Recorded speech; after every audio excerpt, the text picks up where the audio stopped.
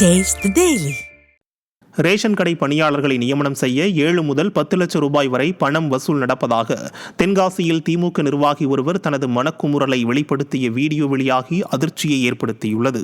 திரிகூடபுரம் பகுதியைச் சேர்ந்த திமுக நிர்வாகி சுப்பிரமணியன் என்பவர் தென்காசி மாவட்டத்திற்கு வருகை தந்த கனிமொழியை சந்தித்து மனு அளிப்பதற்காக காத்துக் கொண்டிருந்தார். ஆனால் அவரை உள்ளே அனுமதிக்காத நிலையில் திமுக அலுவலகத்தின் முன்பு நின்று கொண்டு திமுகவின் தற்போதைய நிலைமை குறித்து அங்கு கூடியிருந்த சில நபர்களிடம் பேசும் வீடியோ வெளியாகியுள்ளது. திமுக என்றாலே கலெக்ஷன், கமிஷன், கரப்ஷன் என்கின்ற அடிப்படையில் தான் ஆட்சி நடக்கும் என்பது மீண்டும் மீண்டும் நிரூபணமாவதாக மக்கள் கருத்து தெரிவித்துள்ளனர். எவ்வளவு பெரிய இளைஞர் சரி, 5 லட்சம் 10 லட்சம் சொன்னா ஓடு வேலையை போடு. 10 லட்சம் ரூபா இதுதான் உண்மை. நம்ம என்ன செய்ய முடியும்? சரி, ரேஷன் கடையில் 1144 ஒரு கடை இருக்கு. அந்த கடையில் இருக்க அரிசி பூராமே செந்தில் ஆண்டவருக்கு ஒரு அரிசி மில்லுக்கு தான் டொக்குமெண்ட்டுக்கு வருது.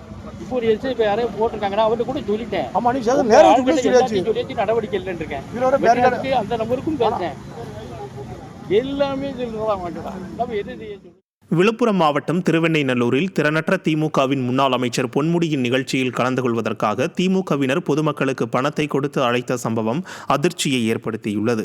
திருவெண்ணைநல்லூர் பகுதியில் திறனற்ற திமுகவின் முன்னாள் அமைச்சர் பொன்முடியின் நிகழ்ச்சிகள் மற்றும் கூட்டம் நடைபெற்றது. இந்த கூட்டத்திற்கு பொதுமக்கள் குறைவாக வந்திருந்ததால் திமுக நிர்வாகிகள் அப்பகுதி மக்களுக்கு பணம் கொடுத்து கூட்டத்திற்கு அழைத்து வந்தனர்.